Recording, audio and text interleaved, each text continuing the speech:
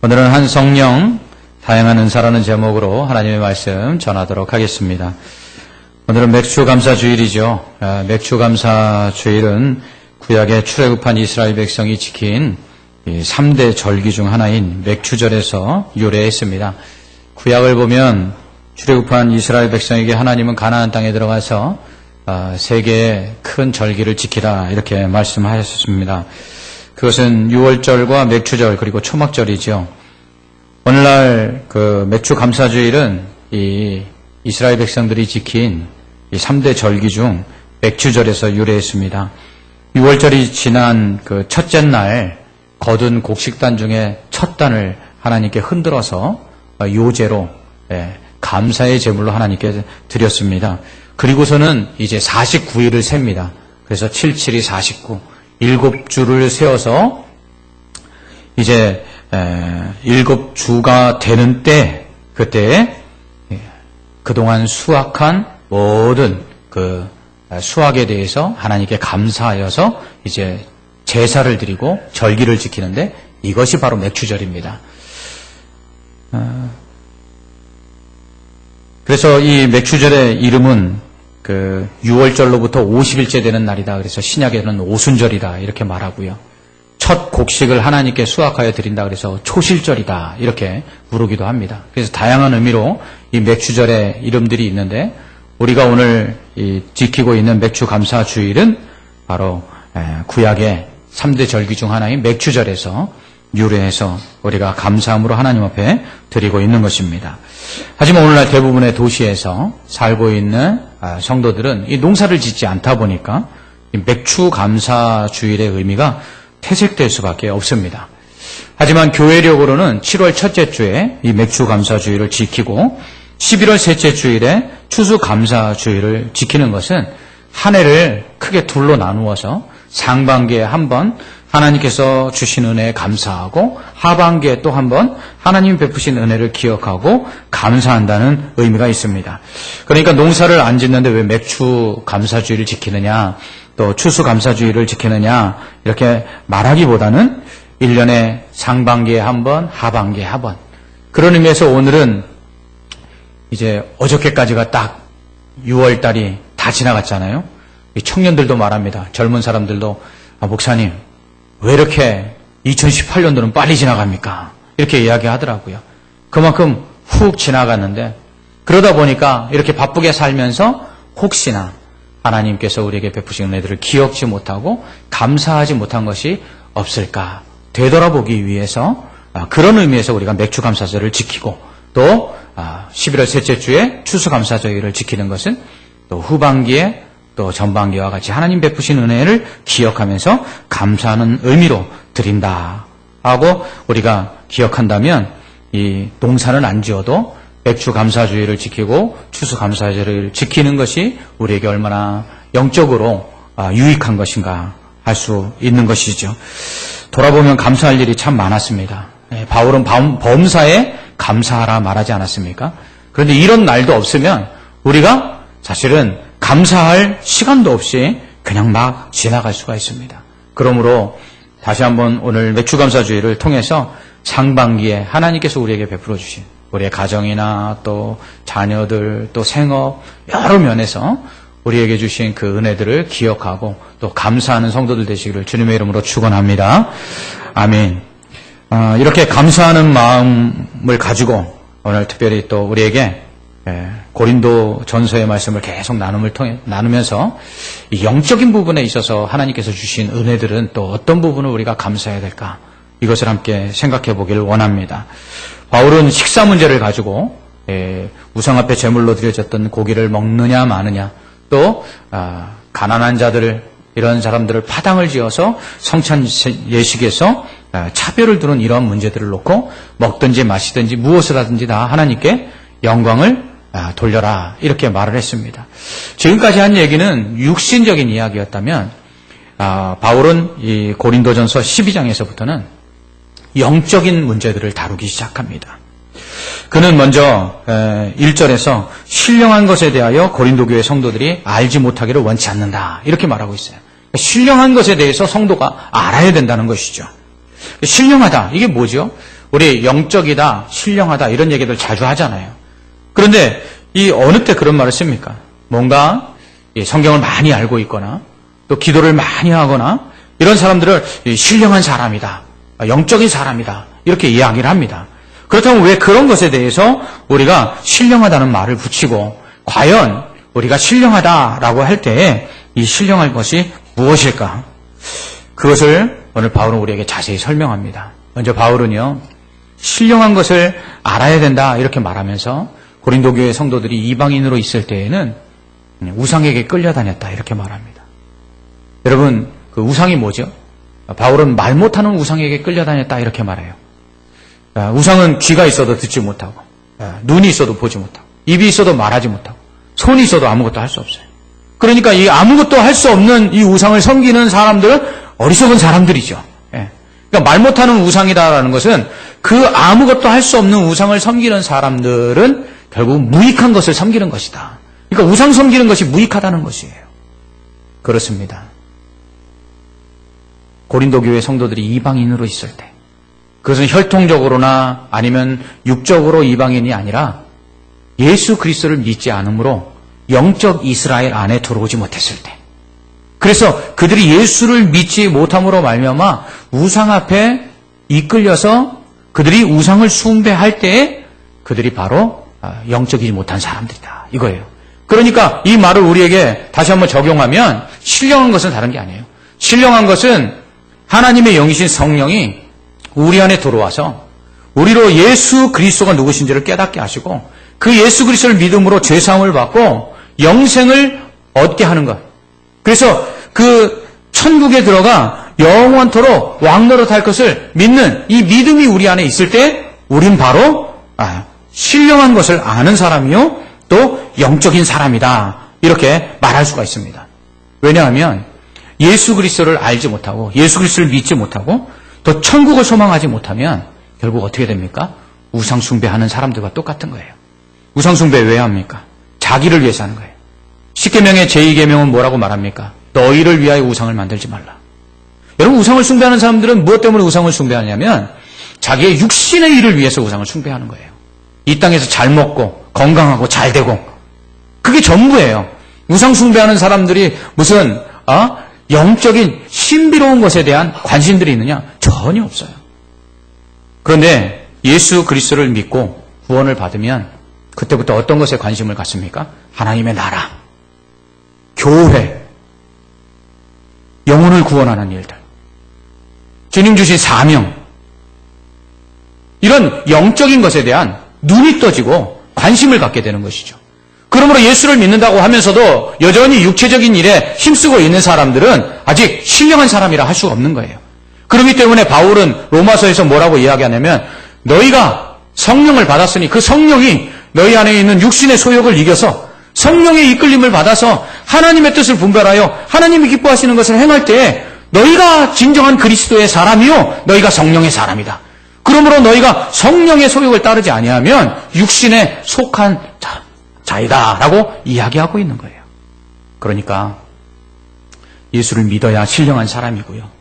예수를 믿고 신령한 것들, 천국과 그리고 교회와 그리고 성도들을 그리고 또 교회를 사랑하여서 헌신하는 사명들 그리고 영혼을 구원하는 일들 이런 것들에 관심을 갖는 사람이 진짜 신령한 사람이 되는 것이죠. 그러므로 예수를 믿는다고 하면서도 세상에 먹고 마심에 빠져서 그것밖에는 구하는 것이 없다 그러면 뭐라고 얘기했어요? 이방인들이나 그렇게 구하는 것이다. 예수님 말씀하셨어요. 그러므로 너희가 무엇을 먹을까 무엇을 입을까 그것만 구하면 이방인들도 그렇게 구한다 그랬어요. 그러므로 우리가 영적인 이스라엘, 우리가 신령한 그리스도의 사람으로서 성령의 사람으로서 성령께서 예수 그리스도를 알게 하시고 믿게 하심으로 예수를 주라 고백하는 사람이라면 적어도 이제는 영적인 것에 관심을 가져야 되는 것이죠. 그래서 이 영적인 것에 관심을 갖도록 하기 위해서 하나님께서 우리에게 또 주시는 선물이 있는데 그게 바로 은사라는 거예요. 이 은사라는 것은 바로 성령을 통해 하나님께서 믿는 자들에게 주시는 선물인데요. 왜 주실까요? 이것은 교회를 섬기도록 주시는 거예요. 그래서 하나님께서 우리에게 주신 사명을 감당하도록 하기 위해서 우리에게 성령을 주시는 것입니다. 그런데 이것이 하나님의 선물이요, 또한 하나님의 능력이 되는 것이죠. 그렇다면 왜 하나님께서는 우리 성도들에게 이 은사를 주실까? 이것을 우리가 이해하려면 초대교회를 우리가 한번 이해해야 합니다. 초대교회를 한번 생각해 보세요. 초대교회는요, 돈 많은 사람도 오고요, 또 부자들, 가난한 사람도 오고요, 또 그 안에는 관원들도 들어오고요, 그 안에는 죄인들도 들어오고요, 심지어는 노예들도 함께 교회에서 신앙생활을 했어요. 그러다 보니까 가진 자나 없는 자나 배운 자나 못 배운 자나 또 주인이나 자유자나 또 종이나 노예나 이러한 사람들이 다 같이 한 형제라고 그렇게 서로를 부르면서 신앙생활을 해요. 이처럼 교회는 모든 사람이 믿는 데 있어서 차별이 없죠. 그래서 바울은 믿음에는 차별이 없다 그랬어요. 그러면 예수를 믿는 데 있어만 차별이 없는 게 아니라 교회를 섬기는 데 있어서도 차별이 없었어요. 그래서 심지어는요, 교회 지도자들 중에 노예 출신도 교회 지도자가 됐습니다. 우리가 잘 아는 대로 빌레몬서를 보면 바울이 빌레몬에게 이렇게 말하죠. 너에게서 종으로 있다가 도망친 노예 오네시모를 지금 내가 만났는데 지금은 그가 내 사역에 아주 중요한 동역자다. 그러니까 오네시모는 종으로서, 그것도 도망친 노예는 당시에 어떻게 했죠? 죽였어요. 그런데 도망친 노예가 교회의 지도자적인 역할을 하고 있는 거예요. 그런데 여러분 한번 생각해 보세요. 도망친 노예가 교회 지도자가 됐다고 했을 때 사람들이 그 사람을 인정하기가 쉽지 않잖아요. 그러니까 하나님께서 어떻게 하느냐? 그런 사람들에게 은사를 주시는 거예요. 배운 게 없는 사람들에게 지식의 은사를 주시고, 그리고 또한 행할 수 있는 능력이 별로 없는 사람들에게 그 능력을 행할 수 있는 은사들을 주시는 거예요. 그러니 노예 출신인데 병을 고치는 은사를 받았어요. 신유의 은사라고 하죠. 노예가 병을 고치니 많이 배운 사람도 순종할 수밖에 없는 것이죠. 많이 배우지 못한 사람인데 하나님의 그 성령을 통해서 은사를 받으니까 지혜의 영이 임하여 지혜롭게 모든 일들을 판단하는 거예요. 그래서 예수님의 제자들을 향해서 유대인들이 뭐라고 이야기합니까? 저들이 많이 배우지 못한 범인인데 어떻게 저렇게 놀라운 지혜를 터득해서 우리에게 저런 말을 하느냐? 이 성령의 은사를 통해서 지혜와 지식이 그들에게 임하니까 그들이 배운 게 별로 없고 사회적인 지위가 낮다 할지라도 교회의 지도자로서 교회를 잘 섬겨 나갈 수가 있었던 것이죠. 이처럼 교회는 믿음 안에서 모든 사람이 차별이 없이 다 예수를 믿어 누구나 하나님의 자녀가 되는 이 평등한, 구원에 있어서 차별이 없는 평등한 천국이에요. 뿐만 아니라 가진 자나 가지지 못한 자, 배운 자나 배우지 못한 자, 능력이 있거나 능력이 없는 자가 모두 다 주의 교회를 섬길 수 있는 그러한 섬김에 있어서 차별이 없는 것이죠. 그런데 교회를 섬기려면 지혜가 있어야 되고 기술이 있어야 되고 능력이 있어야 되잖아요. 그것이 없는 자들에게 하나님께서는 교회를 섬길 수 있는 은혜를 베푸시고자 그들에게 성령을 통해서 은사를 주신 것입니다. 그러니까 교회는 이처럼 주인이나 종이나 자유자나 노예나 뭐 많이 배운 자나 많이 배우지 못한 자나 사회적인 지위가 높은 관원이나 그렇지 못한 평민이나 모든 사람이 교회 안에서 은사를 받아서 지도자가 되어 교회 안에 사역들을 감당할 때 모든 사람이 그 지도력에 리더십에 순복하고 따라왔던 것이죠. 이러한 그 은사들을 주실 수밖에 없는 것은 당시에는 교회를 섬기기 위해서 필요한 어떤 지식을 배우거나 기술을 습득할 수 있는 어떠한 학교라든가 훈련받을 수 있는 것들이 없었잖아요. 노예가 무슨 학교를 다닐 수 있는 것도 아니고. 그러니까 하나님께서 은사를 주셨죠. 그러나 오늘날은 교회를 섬기기 위해서 우리에게 필요한, 만약에 피아노를 치는 재능이 우리에게 좀 있어야 되겠다. 이 피아노를 쳐서 하나님의 교회를 섬기겠다 그러면 학원에 다닐 수도 있고, 또 누군가를 가르쳐야 되겠다 싶으면 또 학교에 가서 공부해서 지적인 어떤 능력을 가지고 누군가를 가르칠 수 있는 어떤 그런 능력들을 체득할 수가 있잖아요. 그러다 보니까 오늘날은 초대교회 같이 하나님께서 다양한 은사들을 주시지 않지만 오히려 모든 성도들이 교회를 섬길 수 있기 위해서 자신들이 교회를 섬기고자 원하는 그 분야에 대해서 사회적으로 나가서 얼마든지 배울 수 있고 또 교회 안에서도 그것들을 가르쳐 주는 것이죠. 그러니까 오늘날은 성령의 은사를 받아야지만 교회를 섬기는 것이 아니라 오늘날은 자신이 교회를 섬기고자 원하기만 한다면 얼마든지 그 은사를 개발해서 하나님의 교회를 섬겨 나갈 수가 있는 것이죠. 이처럼 하나님의 교회를 섬겨 나갈 수 있도록 성령을 통해 은사를 주신 것입니다. 그러나 오늘날에도 여전히 교회를 섬기기 원하는 사람들에게 하나님은 성령을 통해서 다양한 은사를 주시는 줄 믿습니다. 그러므로 오늘도 우리가 하나님의 교회를 섬기고 싶으신 마음만 있다면 연약한 성도들을 섬기고 그들을 위해서 하나님의 사랑으로 그들을 돌보기를 원하기만 한다면 우리는 얼마든지 성령 충만한 가운데 성령의 은사를 달라고 기도하면 하나님께서는 우리에게 그러한 은사를 주심으로 말미암아 하나님의 몸된 그리스도의 몸된 교회를 아름답게 섬겨나갈 수 있도록 은혜를 베풀어 주실 줄 믿습니다. 이것이 바로 신령한 것이에요. 이것이 예수 그리스도를 믿고 그 안에 성령이 역사할 때, 그래서 예수 그리스도를 믿어 구원받은 자가 하나님이 과연 이 땅에서의 남은 삶을 어떻게 살기를 원하시는지 그 신령한 은혜를 깨달은 사람만이 이런 은사들을 사모하고 그 은사들을 받아서 세상의 육신에 속한 일들이 아닌 영에 속한 일들에 관심을 갖고 섬겨 나가는 것이에요. 그러므로 성령을 받아야지만 하는 거예요.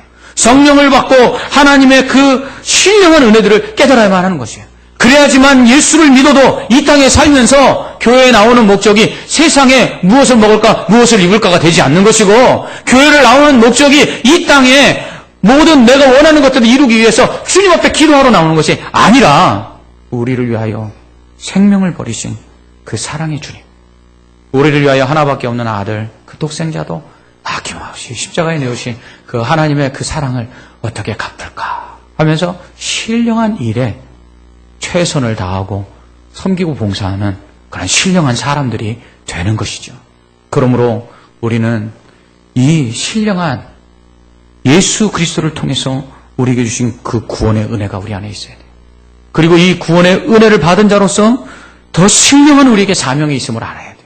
그래서 그 사명을 감당하기 위해서 하나님으로부터 신령한 능력들, 은사들을 달라고 기도하여 받음으로 주의 교회를 더욱더 아름답게 섬겨 나가야 되는 것이죠.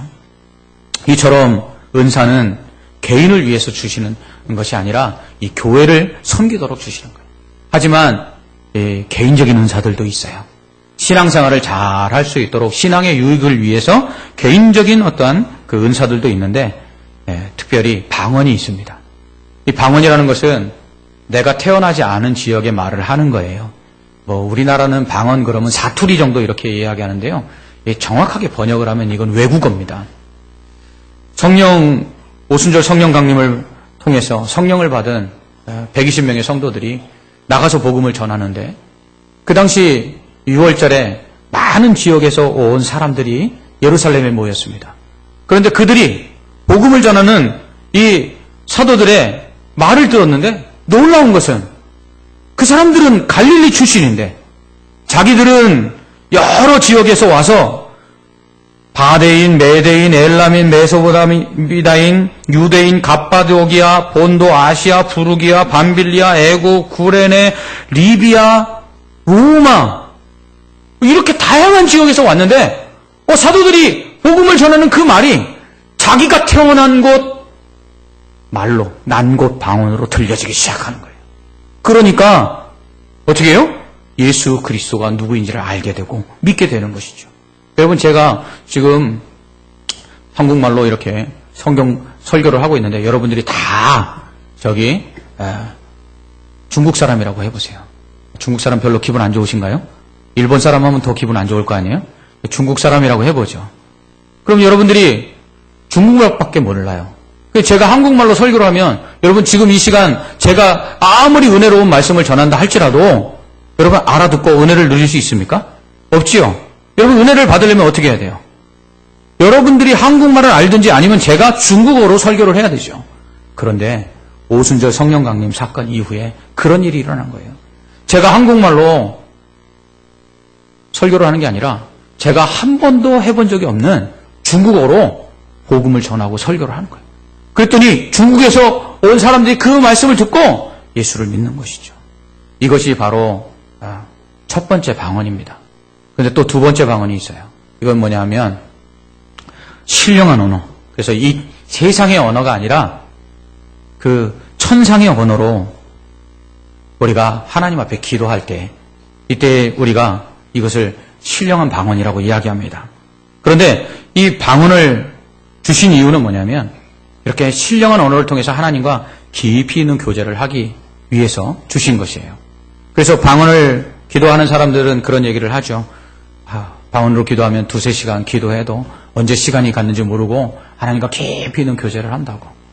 그래서 이 방언을 받은 사람들은 그래서 개인적으로 깊이 있는 기도를 통해서 신앙이 점점 또 성장해 가는 것을 볼 수가 있습니다.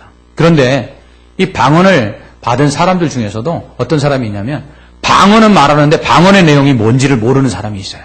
그러니까 내가 방언은 하는데 방언의 그 뜻이 무엇인지를 해석하지 못하는 사람이 있어요. 그리고 또 어떤 사람은 내가 방언을 하면서 그 방언의 해석을 하는데 내가 하는 방언만 해석하고 다른 사람이 하는 방언은 해석을 못하는 사람이 있어요. 또 어떤 사람은 방언을 말하면서 자기의 방언을 해석할 수 있을 뿐만 아니라 다른 사람의 방언까지도 해석하는 사람이 있어요. 이러한 사람을 통역의 은사를 받은 사람이다. 이렇게 얘기해요. 그래서 개인적으로 신령한 언어인 그 천상의 방언을 받은 사람들이 방언을 할 때에 반드시 통역이 필요해요. 만약에 통역하지 않으면 어떻게 되겠어요? 무슨 말을 하는지 어떻게 알겠어요? 자기가 만약에 방언을 하는데 자기 방언도 해석을 못하는 사람에게는 그 방언은 받으나 마나인 것 아니겠습니까? 그래서 통역하는 사람을 통해서 그 통역을 어떻게 해요? 그 방언을 통역해 주라는 거예요. 그럴 때 모든 사람이 알게 되고 그것을 깨달을 때 함께 은혜를 나눌 수가 있는 것이죠. 하지만 이러한 방언 이외의 대부분의 은사들은 교회를 섬기도록 교회에 주신 직분을 감당하도록 주신 하나님의 선물입니다. 그렇기 때문에 은사가 다양한 거예요. 다양한 직분들이 교회 안에 있고요. 다양한 사역들이 교회 안에 있으니까 그 다양한 직분과 사역을 감당할 수 있도록 어떻게 해요? 다양한 은사들을 주신 것이죠. 그러나 바울은 이러한 다양한 은사를 주신 성령은 한 분이라고 말합니다. 교회 안에 다양한 사역이 있지만 그 사역을 주신 이는 한 분 하나님이라고 말씀합니다. 교회 안에 다양한 직분이 있지만 그 직분을 주신 것은 한 분 예수님이라고 말씀합니다. 이처럼 삼위일체 한 분 하나님이 다양한 직분과 다양한 사역과 다양한 은사를 교회에 주신 것은 그 믿는 한 분 하나님, 그 하나님을 잘 섬기기 위함이죠. 그러기 위해서는 어떻게 해야 되느냐? 교회가 하나 돼야 된다. 그렇게 말하고 있어요. 교회가 하나가 돼야지만 한 분 하나님을 잘 섬길 수 있는 것이에요. 다양한 사역을 하고 다양한 직분을 갖고 다양한 은사들을 가지고 교회를 섬긴다 할지라도 이 한 분 하나님을 섬기기 위해서 교회가 하나 되지 못하면 그 은사는 아무 소용이 없는 거예요. 그래서 고린도 교회가 다양한 은사들을 받았는데 이 은사들을 어떻게 합니까? 자랑하죠. 이 은사들을 가지고 자랑하고 이 은사들을 가지고 서로를 섬기는 것이 아니라 서로를 어떻게 해요? 파당을 나누고 싸웁니다. 그러다 보니까 교회가 어떻게 돼요? 하나가 되지 못해요. 신령한 은사를 받았음에도 불구하고 교회가 쪼개져요. 바울은 이것을 가지고 뭐라고 이야기하냐면 그리스도의 몸을 어찌 나눌 수 있느냐 이렇게 말하고 있어요. 우리는 예수 그리스도를 믿음으로 말미암아 교회의 일원이 됐어요. 이 교회는 그리스도의 몸이에요. 그러므로 그리스도의 몸된 교회의 일원된 우리는 지체들이에요. 이 몸의 지체예요. 그런데 여러분 한번 생각해 보세요. 몸에 있는 지체들이 떨어져 나가요. 어떻게 되겠습니까? 그럼 죽는 거예요. 개인적으로 지체들이 떨어져 나가면 개인이 죽는 것일 뿐만 아니라 그리스도의 몸을 어떻게 해요? 다 찢는 것이죠. 여러분 육시라는 이 처형 방법을 아십니까? 몸을 사지를 다 줄로 묶고 그 줄로 묶은 끝에 말이나 소를 묶어서 채찍질하여 잡아당기는 거예요.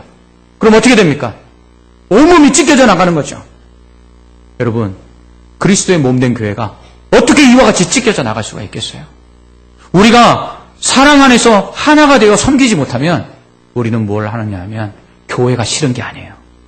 예수가 싫은 거예요. 그래서 예수님을 갈기갈기 찢어버리는 거예요. 그러므로 우리는 사랑 안에서 하나가 돼야 되는 것입니다. 그러므로 우리는 몸에 붙어있는 이 지체들을 어떻게 해야 돼요?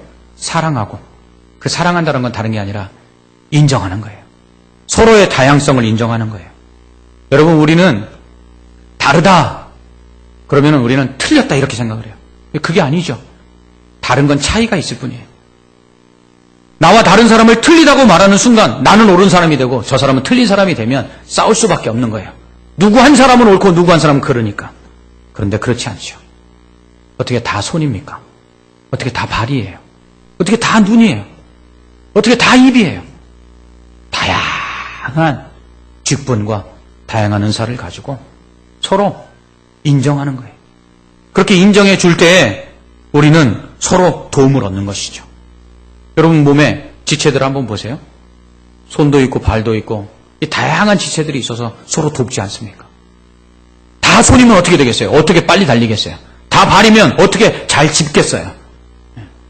다 다른데 그 다른 다양성 때문에 교회는 오히려 더 많은 일들을 감당하고 그리고 그 안에 있는 성도들은 서로 더 많은 은혜들을 누리는 것이죠.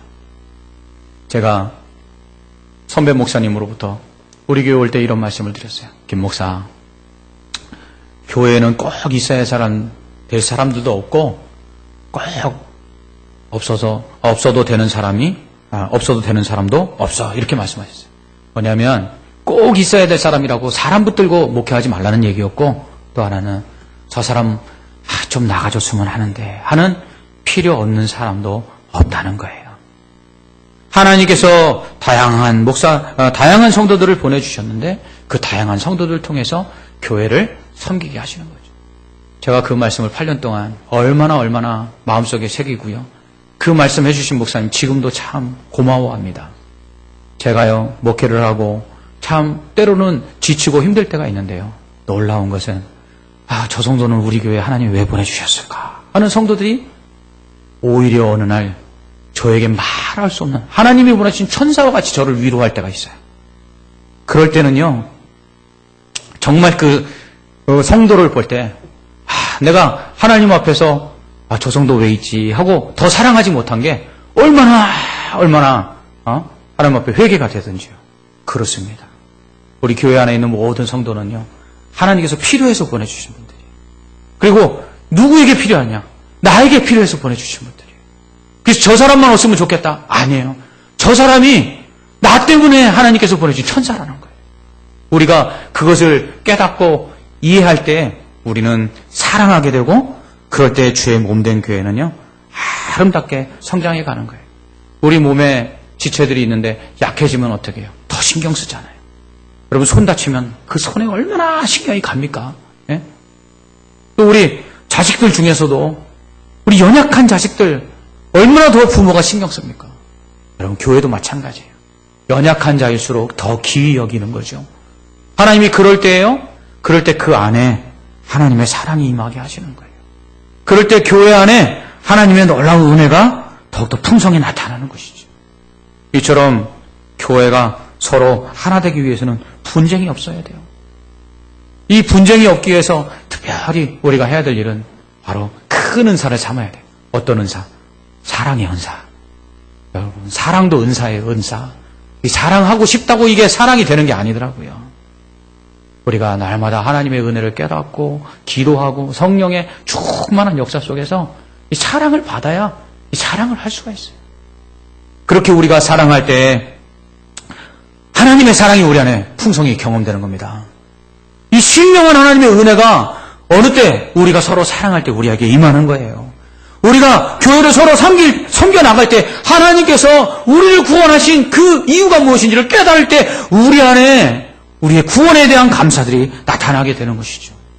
이처럼 예수 그리스도를 믿고 예수 그리스도로 말미암아 우리에게 받은 하나님의 그 크신 사랑을 성령을 통해서 우리로 깨닫고 믿고 고백하고 그리고 더 신령한 것들 곧 하나님의 나라와 의를 구하기 위하여 교회를 위해서 주신 그 사명과 그것을 감당하기 위한 성령의 은사들을 사모하게 될 때 우리 교회가 하나가 될 뿐만 아니라 그 하나된 교회 안에 하나님의 놀라우신 은혜가 임하는데 그 은혜가 누구에게로 나아가느냐? 바로 우리 성도들 개개인에게 그 은혜가 임하는 줄 믿습니다. 그렇죠. 우리가 무엇인가를 잘 먹어서 힘을 얻으면 몸 전체가 유익을 얻는 것처럼 신령한 하나님의 은혜가 교회를 통해서 임할 때에 우리 모든 성도들에게 그 은혜가 한 사람 한 사람을 회복하고 한 사람 한 사람을 치료하고 한 사람 한 사람을 회복하고 한 사람 한 사람에게 소망을 주고 한 사람 한 사람에게 정말 하나님께서 능히 모든 것들을 감당할 수 있는 용사가 되게 만드시는 줄 믿으시기 바랍니다. 그래요. 하나님께서 이처럼 우리에게 신령한 것을 사모하도록 성령을 주셨습니다. 이 성령이 우리에게 임하시면 하나님께서 우리를 구원해 주신 것이 얼마나 큰 은혜요. 또 그 구원받은 자가 이 땅에서 먹고 마심에 대하여 염려하지 말고 더 큰 것, 더 신령한 것, 그것을 사모해야 되는지 알게 하신 후에 그것을 감당할 수 있도록 또한 은사로서 능력과 또 지혜와 힘을 허락해 주신 줄 믿습니다. 이 은혜와 이 은사, 이 신령한 것들을 우리가 사모하고 그것을 받아서 교회를 잘 섬겨나가므로 말미암아 이 주님의 몸된 교회가 더욱더 아름답게 성장해 나가고 이 안에 있는 모든 성도들이 그 은혜 가운데 날마다 저 천국 갈 때까지 믿음 지키고 주신 사명 감당하고 사랑 안에서 서로 하나 되어서 정말 이 세상 승리하며 늘 감사하며 기뻐하며 살기를 주님의 이름으로 축원합니다. 아멘. 기도하겠습니다. 하나님 아버지, 우리가 신령한 것을 사모하게 하여 주시옵소서. 육신에 속한 것만 바라보다가 무엇을 먹을까 무엇을 입을까만 염려하는 그런 이방인들 되지 말게 하여 주옵시고 예수 그리스도를 믿음으로 말미암아 구원을 받은 자에게 하나님의 나라와 의를 구하는 이 신령한 것을 사모하는 이 은혜를 주신 것을 기억하고 주의 몸된 교회를 잘 섬겨나가며 주님이 주시는 그 은사 가운데 주님의 사명을 감당하여 하나님께 영광을 돌리고 그로 말미암아 우리가 더욱더 큰 은혜를 주께로부터 날마다 받는 역사가 있게 하여 주시옵소서. 예수님 이름으로 기도합나이다. 아멘.